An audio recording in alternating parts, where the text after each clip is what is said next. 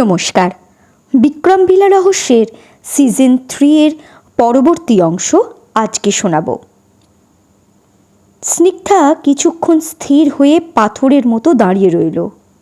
দুপুরের তপ্ত বাতাস যেন চাবুকের মতো তার গায়ে আঘাত করছে। বুকের ভেতরটা এখনো ধকধক করছে। সে মনে মনে ভাবল, সুজন তো মন্দিরের পিছনে কাজ করছিল।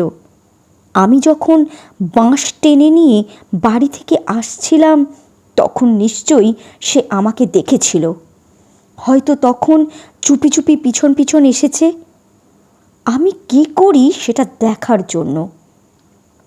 স্নিগ্ধার মনে আর কোনো সন্দেহ নেই, কেকা আর সুজন তাকে নজরে রাখছে।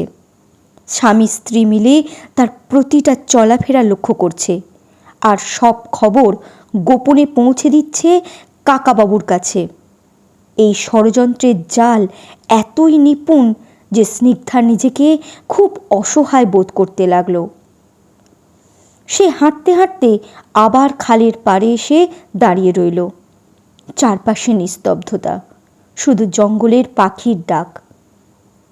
হঠাৎ তার মাথাটা ঘুরে উঠল। বুকের ভেতর এতক্ষণ ধরে জমে থাকা কান্নাটা আর চেপে রাখতে পারল না। খালের পাড়ে শুকনো পাতা আর নরম মাটির ওপর বসে শুয়ে পড়ল। মনে হলো শরীরের সব শক্তি যেন এক মুহূর্তে ফুরিয়ে গেছে।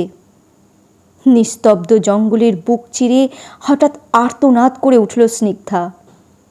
তন্ময়, তুমি কোথায়? আমায় ছেড়ে এভাবে চলে যেতে পারো না তুমি। আমি পারলাম না তোমাকে বাঁচাতে, আমি ব্যর্থ। কথাগুলো বলতে বলতেই তার গলা ভেঙে এলো। বাবা হাসপাতালে আছে, হরি কাকাও সেখানে। আমি কোন দিক দেখব, কি করব আমি কিছুই বুঝতে পারছি না। তার কণ্ঠের সেই অসহায় আর্তনাদ যেন নিস্তব্ধ জঙ্গলের বুক জুড়ে ছড়িয়ে পড়ল। আকাশ বাতাস বিদীর্ণ করে তার কান্না গড়িয়ে পড়তে লাগলো।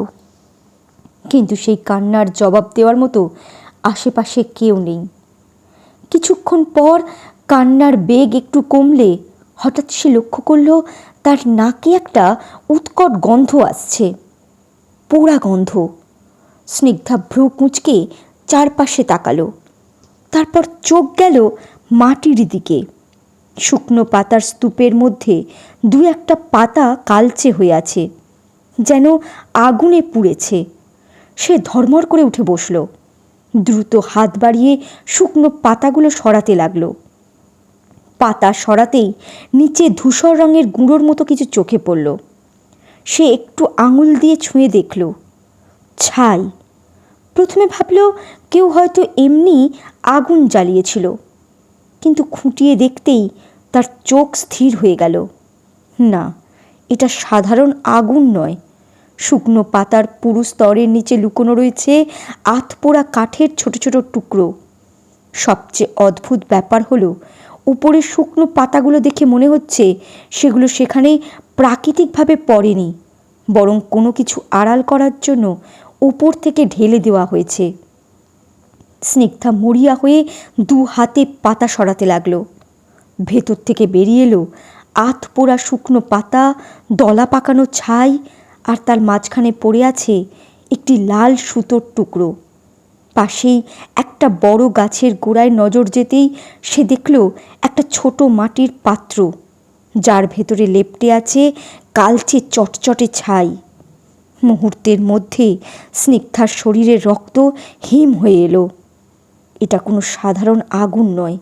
কেউ এখানে নির্জন দুপুরে বা রাতে কোনো তান্ত্রিক ক্রিয়া বা অশুভ সাধনা করেছে। সে বিড়বিড় করে উঠল, কে করেছে এই সাধনা? আমাদের ধ্বংস করার জন্যই কি এসব? হঠাৎ তার মনে পড়ে গেল তন্ময়ের বলা সেই শ্মশানের তান্ত্রিকের কথা। তার মনে প্রশ্ন জাগল, এখানে কি কোনো তান্ত্রিক আস্তানা গেড়েছে? শ্রেয়া কি রাতে এখানেই আসে? একটা ভয়ানক চিন্তা বিদ্যুতের মতো তার মাথায় ঝলসে উঠল। তন্ময় কি রাতে এখানে এসে গোপন কোনো তান্ত্রিক সাধনা দেখে ফেলেছিল? সেই অপরাধেই কি তাকে কাদার চোলাবালিতে ফেলে দেওয়া হয়েছে, নাকি পালাতে গিয়ে তন্ময় নিজেই সেখানে পড়ে গিয়েছিল? আর আমি যখন দড়ি আনতে গিয়েছিলাম সেই ফাঁকে কাকাবাবুর লোকেরাই কি তাকে তুলে নিয়ে গেছে? কাকাবাবু কি তন্ময়কে নিজের বাড়িতেই লুকিয়ে রেখেছেন? এই ভাবনা আসতেই স্নিগ্ধার ভেতরটা জেদ আর রাগে জ্বলে উঠল।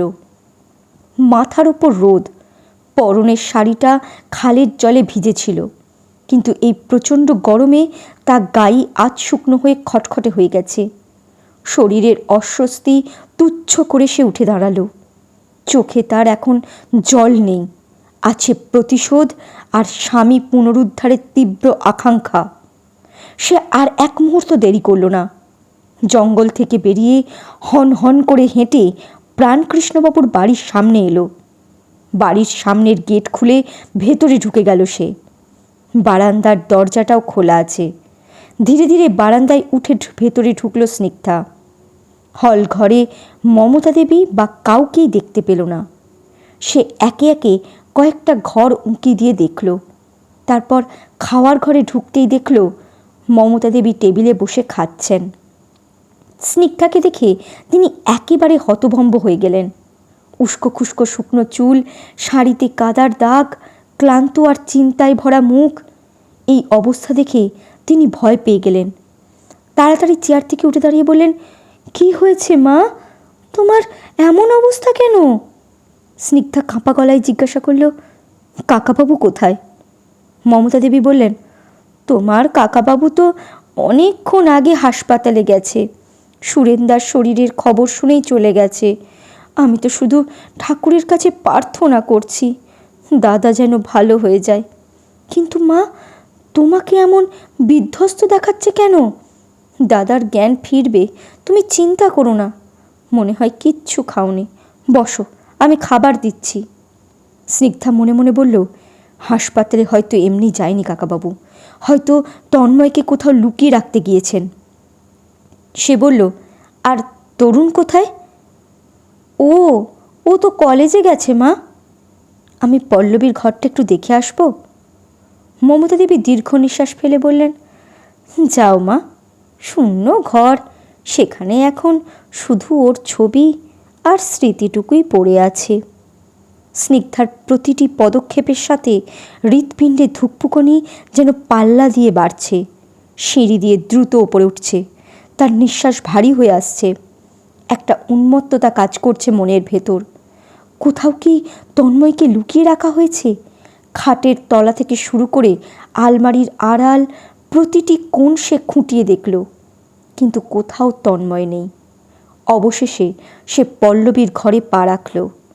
সবটা আগের মতোই সাজানো গোছানো, যেন একটু আগেই কেউ ঘরটা ছেড়ে গেছে। তন্ময় এখানেও নেই। দেওয়ালে টাঙানো পল্লবী স্থির ছবিটার দিকে তাকাতেই স্নিগ্ধার বুকের ভেতরটা হুহু করে উঠল। সে টলমল পায়ে এগিয়ে গিয়ে ছবিটা দুহাতে বুকের কাছে জাপটে ধরল। অশ্রু ভেজা কণ্ঠে মনে মনে পল্লবীর উদ্দেশ্যে সে বিড়বিড় করে বলল, পল্লবী, আমি জানি না ও এখন কোথায়। যদি সত্যি সে ওই কাদার অতলে হারিয়ে গিয়ে থাকে, তবে জানি সে তোমার কাছেই গেছে। ওকে আগলে রেখো। তোমরা দুজন ওপারেই ভালো থেকো। আমি ওকে বাঁচাতে পারলাম না। এক মুহূর্তের জন্য বিরতি নিয়ে আবার সে নিজেকে শক্ত করল। আর যদি ও এখনও এখানে কোথাও থেকে থাকে, তবে তুমি যেখানেই থাকো প্রার্থনা করো যেন আমি ওকে খুঁজে পাই।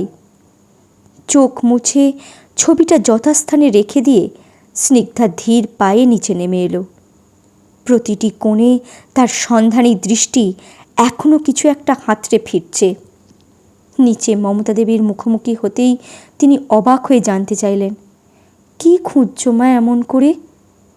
গলার কাছে দলা পাকিয়ে আসা কান্নাটা গিলে স্নিগ্ধা কোনো মতে স্বাভাবিক হওয়ার চেষ্টা করল। কিচ্ছু না কাকিমা, এমনি ঘরগুলো দেখছিলাম। এসো মা, কিছু খেয়ে নেবে চলো। মমতা দেবী সস্নেহে বললেন, না কাকিমা, এখন কিছু খাবো না, পরে আসবো। এই বলেই এক মুহূর্ত অপেক্ষা না করে সে দ্রুত বাইরে বেরিয়ে এলো। নিজেদের বাড়ির দিকে হাঁটতে হাঁটতে হাজারটা সন্দেহ বিষাক্ত সাপের মতো তার মাথায় ফনা তুলল। কাকাবাবু কি সত্যিই হাসপাতালে? তরুণ কি সত্যিই কলেজে গেছে? নাকি তারা তাদের কোনো গোপন জায়গায় তন্ময়কে বন্দি করে রেখেছে? আর কোথায় খুঁজব আমি? দিশেহারা হয়ে বাড়ি ফিরে স্নিগ্ধা দোতলায় উঠে নিজেদের ঘরে ঢুকল। তারপর কিঙ্করকে ফোন করল এই জানার জন্য যে প্রাণকৃষ্ণবাবু সত্যিই হাসপাতালে গেছেন কিনা আর সুরেনবাবুর জ্ঞান ফিরেছে কিনা। কিন্তু ফোনের ওপার থেকে কোনো সাড়া এলো না। কিঙ্কর ফোনটা ধরল না। অসহ্য এক যন্ত্রণায় স্নিগ্ধা বাথরুমে ঢুকে শাওয়ারটা চালিয়ে দিল। বরফ শীতল জলের ধারা তার শরীর স্পর্শ করতেই বাঁধ ভাঙল ধৈর্যের। দুই হাতে মুখ চেপে ধরে সে ডুকরে কেঁদে উঠল। শাওয়ারের অবিরাম জলধারার সাথে মিশে গেল তার চোখের নোনা জল। অথচ বুকের ভেতরের দহন এক বিন্দুও কমল না। স্নিগ্ধা কিছুক্ষণ শাওয়ারের নিচে দাঁড়িয়ে নিঃশব্দে কাঁদার পর ধীরে ধীরে নিজেকে সামলে নিল। তারপর স্নান সেরে নিল। ভেজা শরীর মুছে নতুন পোশাক পরে বাথরুম থেকে বেরিয়ে এলো। ঘরে পা রাখতেই তার ফোনটা বেজে উঠল। স্নিগ্ধা ফোনটা হাতে নিয়ে দেখল তার মা বলাকার কল। সে কলটা কেটে দিল। স্ক্রিনে চোখ যেতেই দেখল মায়ের অনেকগুলো মিসড কল পড়ে আছে। এক মুহূর্তের জন্য বুকটা মোচড় দিয়ে উঠল, কিন্তু সে কল ব্যাক করল না, কারণ সে জানে মা তার গলা শুনলেই বুঝে যাবে কিছু একটা ভয়ানক ঘটেছে। আর যদি তারা উদ্বিগ্ন হয়ে এখানে চলে আসে তবে তারাও বিপদে পড়তে পারে। এই ভেবেই সে মোবাইলের নেট চালু করে মাকে একটা ছোট্ট মেসেজ লিখল। ভালো আছি সবাই, আমার ফোনে ঠিকমতো কথা শোনা যাচ্ছে না, তন্ময়ের ফোনটাও নষ্ট হয়ে গেছে, কাজে ব্যস্ত আছি, পরে কথা বলবো মা। মেসেজটা পাঠিয়ে সে আবার নেটটা বন্ধ করে দিল। কিন্তু দু চোখ বেয়ে নোনা জল গড়িয়ে পড়তে লাগলো। ঠিক তখনই দরজার কাছে কারোর ছায়া পড়ল। প্রতিমা দেবী দরজায় দাঁড়িয়ে বললেন, আসবো মা? স্নিগ্ধা চমকে উঠে তাড়াতাড়ি চোখের জল মুছে নিল। তারপর নিজেকে সামলে নিয়ে বলল, আসুন মাসিমা। প্রতিমা দেবী ধীরে ধীরে ভেতরে এসে তার কাছে দাঁড়ালেন। স্নিগ্ধার কাঁধে আলতো করে হাত রেখে বললেন, কি হয়েছে মা? আমাকে খুলে বলো। বাঁশ নিয়ে কোথায় গিয়েছিলে? তোমার শরীর আর কাপড়ে কাদা ছিল কেন? নিশ্চয়ই কোনো ঝামেলায় পড়েছ। কিচ্ছু চেপে রেখো না মা, আমাকে বলো। স্নিগ্ধা কোনো জবাব দিল না। সে তাড়াতাড়ি ভেজা চুলগুলো হাত দিয়ে সামান্য আঁচড়ে নিল। তারপর আলমারি থেকে ভ্যানিটি ব্যাগ বের করলো। তার মনে এখন একটাই কথা, হাসপাতালে যেতে হবে। প্রতিমা দেবী বুঝতে পারলেন স্নিগ্ধা এখন কিছুই বলবে না। তিনি আর জোর করলেন না। নরম গলায় বললেন, ভেঙে পড়ো না মা, সুরেন্দার ঠিক জ্ঞান ফিরে আসবে। সকালে ঠিক মতো কিচ্ছু খাওনি, এখন চলো একটু খেয়ে নাও। না খেয়ে কোথাও যেও না, এসো তাড়াতাড়ি। এই বলে তিনি ঘর থেকে বেরিয়ে গেলেন। ঘরে আবার নিস্তব্ধতা নেমে এলো। স্নিগ্ধা ধীরে ধীরে ড্রেসিং টেবিলের সামনে গিয়ে দাঁড়ালো। সামনে রাখা সিঁদুরের কৌটোটা চোখে পড়তেই তার বুকের ভেতর হঠাৎ মোচড় দিয়ে উঠল। সে কাঁপা হাতে কৌটোটা খুলল। সিঁদুর তুলতে গিয়ে হঠাৎ থেমে গেল। মনের ভেতর বিদ্যুতের মতো একটা প্রশ্ন ঝলসে উঠল, তন্ময় বেঁচে আছে তো? এক মুহূর্তের জন্য তার বুকের ভেতরটা ঠান্ডা হয়ে গেল। চোখের সামনে ভেসে উঠল সেই কাদার চোরাবালি, যেখানে তন্ময় ধীরে ধীরে ডুবে যাচ্ছিল। আর তারপর আর তাকে খুঁজে পাওয়া যায়নি। তার হাত কাঁপতে লাগলো। পরক্ষণেই সে যেন নিজের চিন্তাকেই ধমক দিল, না, আমি সব কি ভাবছি? তন্ময় বেঁচে আছে, ও কিছুতেই আমাকে ছেড়ে যেতে পারে না। চোখ শক্ত করে সে এক চিমটি সিঁদুর তুলে নিজের সিঁথিতে পড়ল। সিঁদুরের লাল রেখাটা সিঁথি জুড়ে ছড়িয়ে পড়তেই তার মনে হলো এটা শুধু রীতি নয়, এটা তার বিশ্বাস, তার জেদ। তন্ময় বেঁচে আছে, আর সে তন্ময়কে খুঁজে বের করবেই। ঠিক তখনই আবার ফোনটা বেজে উঠল। স্নিগ্ধা তাকিয়ে দেখল কিঙ্করের কল। সে তাড়াতাড়ি কলটা ধরল। ওপাশ থেকে কিঙ্করের কণ্ঠ শুনতে পেল। বড় বৌদি, ডাক্তারের সঙ্গে কথা বলছিলাম, তাই তোমার কলটা ধরতে পারিনি। সুরেন জেঠুর অবস্থা খুব খারাপ, তবু ডাক্তারবাবুরা চেষ্টা করছেন জ্ঞান ফেরানোর। স্নিগ্ধা উদ্বিগ্ন হয়ে দ্রুত বলল, দরকার হলে কলকাতায় নিয়ে যাও। কিঙ্কর বলল, কলকাতা থেকে একজন ডাক্তারবাবু আজ এখানে রোগী দেখতে এসেছেন, তিনিই দেখছেন। উনি বলেছেন এখন নড়াচড়া করানো যাবে না। একটু থেমে সে আবার বলল, আর একটা কথা বলি, হরিকাকা বলেছে তাকে নাকি কেউ পেছন থেকে মাথায় বাড়ি মেরেছিল। কথাটা শুনে স্নিগ্ধা যেন বিদ্যুৎ পৃষ্ঠের মতো চমকে উঠল। তার চোখের সামনে ভেসে উঠল জঙ্গলের সেই গাছের কাণ্ডে আটকে থাকা লাঠিটা, যার এক প্রান্তে সে শুকনো জমাট রক্ত দেখেছিল। তার বুকের ভেতরটা ধক করে উঠল। মনে মনে সে ফিসফিস করে উঠল, তাহলে ওই লাঠিটা দিয়েই? তার মাথার ভেতর হঠাৎ এক ভয়ঙ্কর চিন্তা জেগে উঠল। ওই পুতুল, নিশ্চয়ই ওই পুতুলটাই লাঠি দিয়ে হরিকাকাকে আঘাত করেছিল। ওপাশ থেকে কিঙ্কর বলল, তন্ময়দার কোনো খবর পেলে বড় বৌদি? স্নিগ্ধার চোখ দিয়ে আবার জল গড়িয়ে পড়তে লাগলো, কিন্তু সে কোনো উত্তর দিল না। তার মাথার ভেতর শুধু ঘুরছে সেই ভয়ঙ্কর পুতুলটার কথা। কিঙ্কর আবার বলল, কি হলো বড় বৌদি, উত্তর দিচ্ছ না কেন? স্নিগ্ধা ধীরে ধীরে বলল, আমি একটা লাঠি পেয়েছি জঙ্গলে। আমার বিশ্বাস ওই লাঠিটা দিয়েই হরিকাকাকে মেরেছে ওই পুতুলটা। ওপাশে কয়েক সেকেন্ড নিস্তব্ধতা নেমে এলো। কিঙ্করের গলাটা যেন ভয় শুকিয়ে গেল।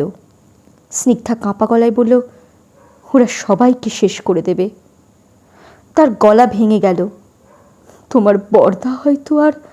ঠিক তখনই ওপাশ থেকে কিঙ্কর হঠাৎ বলে উঠল, দাঁড়াও বড় বৌদি, তোমার সঙ্গে পরে কথা বলছি।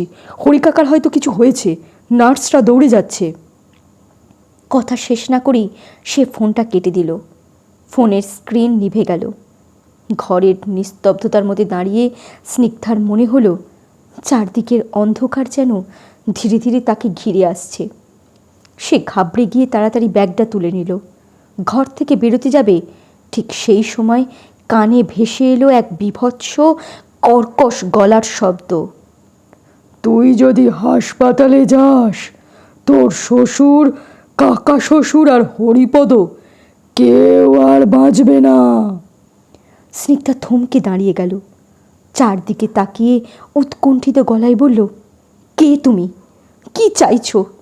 আমার তন্ময়কে ফিরিয়ে দাও। কথার উত্তর দাও না কেন? ঠিক তখনই কেকা দৌড়ে এসে ঘরের দরজায় দাঁড়ালো। কি হয়েছে বৌদি?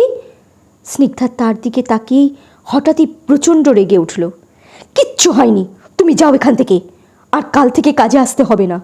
আমার আর কাজের লোকের দরকার নেই। কেকা হতভম্ব হয়ে তার দিকে তাকিয়ে রইল। স্নিগ্ধা কিছু টাকা তার ব্যাগ থেকে বের করে তার হাতে দিয়ে বলল, এটা নাও আর যাও। কেকা কিছু না বলেই ধীরে ধীরে নিচে নেমে এলো। স্নিগ্ধা এসে খাটের ওপর বসে পড়ল। হঠাৎ তার মাথাটা যন্ত্রণায় ধকধক করতে লাগলো। সে ব্যাগ থেকে ওষুধ বের করে কয়েকটা বিস্কুটের সঙ্গে খেয়ে নিল। কিছুক্ষণ পরেই তার প্রবল বমি বমি ভাব এলো। তাড়াতাড়ি বাথরুমে গিয়ে বমি করে এলো সে। শরীরটা ভীষণ দুর্বল লাগছে। কোনো মতে নিজেকে টেনে এনে আবার খাটে শুয়ে পড়ল স্নিগ্ধা। মনে মনে ভাবল, না খেলে চলবে না। দুর্বল হয়ে পড়লে আমি তন্ময়কে খুঁজব কিভাবে? তন্ময়কে যদি নাও পাই, তবু যারা এসব করছে তাদের আমি ছেড়ে দেব না, শাস্তি দিতেই হবে। নিজেকে শক্ত করে সে নিচে নেমে এলো। ডাইনিং টেবিলে বসে ধীরে ধীরে খেতে শুরু করলো। ঠিক তখনই শ্রেয়া স্কুল থেকে ফিরল। সে তাড়াতাড়ি পোশাক বদলে খেতে এসে দেখল স্নিগ্ধা টেবিলে বসে আছে। অবাক হয়ে জিজ্ঞাসা করল, এই অসময়ে খাচ্ছ বৌদি? তোমার কি শরীর খারাপ? স্নিগ্ধা শান্ত গলায় বলল, না, তুই খা। তারপর উঠে হাত ধুয়ে নিল। রান্না সব করা আছে বৌদি, আমি যাচ্ছি, এই বলে কেকা বেরিয়ে গেল। স্নিগ্ধা আর কিচ্ছু বলল না। বারান্দায় গিয়ে দাঁড়িয়ে দেখল সুজন আর কেকা নিজেদের মধ্যে কিছু বলতে বলতে বাড়ি থেকে বেরিয়ে যাচ্ছে। সুজন আর কেকাকে একসঙ্গে বেরিয়ে যেতে দেখে স্নিগ্ধার মনে হঠাৎ সন্দেহ জাগল। ওরা কোথায় যাচ্ছে? বাড়ি না অন্য কোথাও? বিষয়টা একবার দেখে নেওয়া দরকার। এই ভাবনা মাথায় আসতেই স্নিগ্ধা তাড়াতাড়ি বারান্দা থেকে নেমে এলো। সামনের গেটের কাছে এসে নিজেকে আড়াল করে ধীরে ধীরে তাদের পিছু নিল। সন্ধে প্রায় নেমে এসেছে। চারপাশে কুয়াশার মতো হালকা অন্ধকার জমছে। স্নিগ্ধা দেখল সুজন আর কেকা সোজা নিজেদের বাড়ির দিকেই যাচ্ছে। একটু পরেই তারা তাদের উঠোনে ঢুকে গেল। স্নিগ্ধা কিছুক্ষণ দাঁড়িয়ে রইল। তারপর হঠাৎই তার মনে পড়ল বিষ্টু আর কুমকুমের কথা, যাদের সদ্যজাত শিশুর দেহ আর মাথা কেউ প্লাস্টিকের প্যাকেটের মধ্যে তাদের বাড়ির বারান্দায় রেখে দিয়েছিল। তার বুকের ভেতরটা হালকা কেঁপে উঠল। মনে মনে বলল, ওদের সঙ্গে আমাদের বাড়ির কোনো সম্পর্ক আছে কি না সেটা জানা দরকার।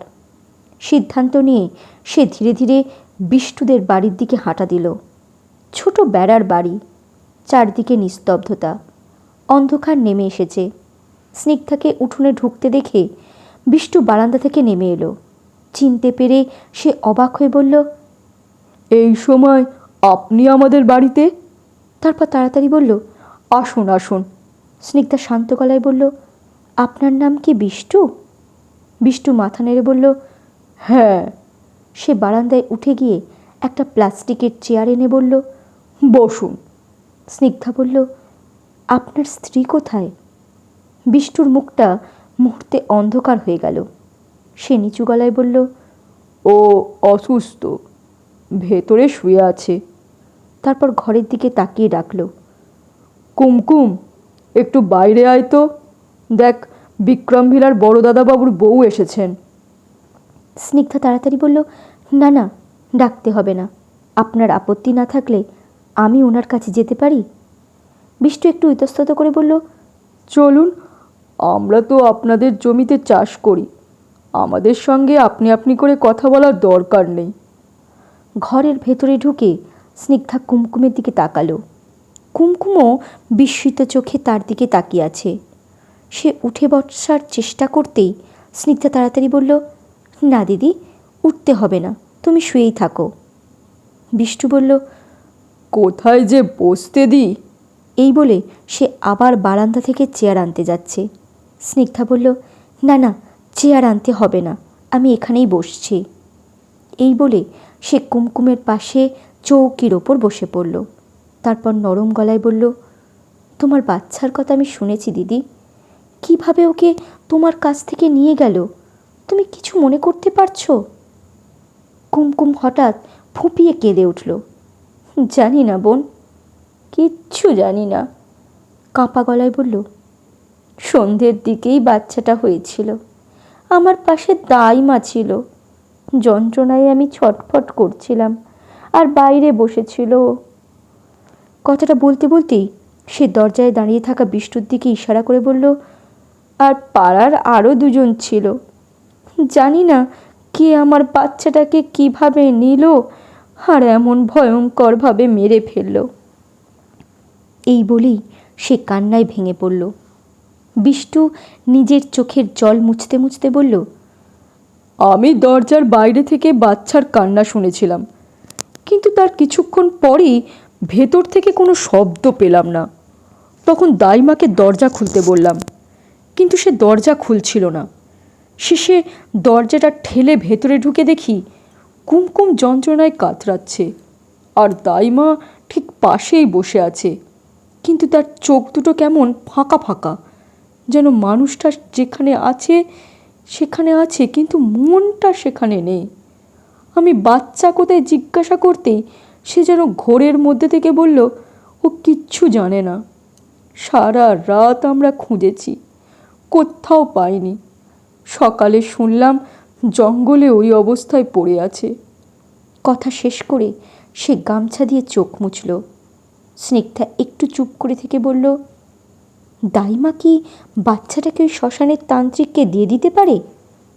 বিষ্টু মাথা নেড়ে বলল, না না, আমি তো দরজার কাছেই ছিলাম, আর ঘরের বেড়ায় কোনো ফাঁকও নেই যে সেখান দিয়ে কাউকে দেবে। তাছাড়া দাইমা খুব বিশ্বস্ত মানুষ। এই গ্রামে যত বাচ্চা হয়েছে প্রায় সবই তার হাত দিয়েই জন্মেছে। কখনো এমন ঘটনা ঘটেনি। কথাগুলো শুনে স্নিগ্ধার মনে হলো এটা নিশ্চয়ই কোনো তান্ত্রিক শক্তির কাজ, না হলে এত লোকের মাঝখান থেকে কেউ টের না পেয়ে একটা নবজাতককে নিয়ে যেতে পারে না। একটু ভেবে সে আবার জিজ্ঞাসা করল, শ্মশানের সেই তান্ত্রিকের কি খবর? উনি কি এখনো জেলে আছেন? আর ওই পাত্রে যে রক্ত পাওয়া গিয়েছিল তার রিপোর্ট কি এসেছে? বিষ্টু বলল, হ্যাঁ, রিপোর্ট এসেছে, কিন্তু ওটার রক্তটা মানুষের নয়, পাখির। স্নিগ্ধার মনে সঙ্গে সঙ্গে তন্ময়ের কথা মনে পড়ল, হুতুম প্যাঁচার রক্তের কথা।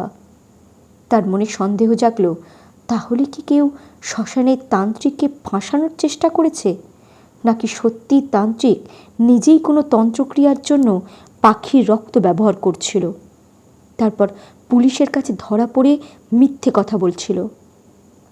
তার মনে হলো জঙ্গলে গিয়ে খুঁজে দেখতে হবে আসলে কে তন্ত্রক্রিয়া করছে। একটু চুপ করে থেকে সে আবার জিজ্ঞাসা করল, আপনাদের সঙ্গে কি কারোর কোনো শত্রুতা আছে?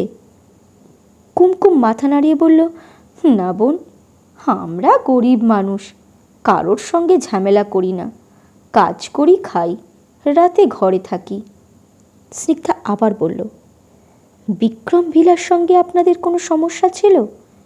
বিষ্টু তাড়াতাড়ি বলল, না না, কর্তাবাবু, ছোটবাবু, তন্ময় দাদাবাবু সবাই খুব ভালো মানুষ, গরিবদের কষ্ট বোঝেন। কিন্তু তুমি এ কথা জিজ্ঞাসা করছো কেন? তারপর একটু লজ্জিত হয়ে বলল, এই দেখুন, আপনাকে তুমি বলে ফেললাম। আমরা গ্রামের মানুষ, এত আপনি আপনি করার অভ্যাস নেই। স্নিগ্ধা বলল, আমি বয়সে আপনাদের চেয়ে ছোট, তুমি বললেই ভালো লাগবে।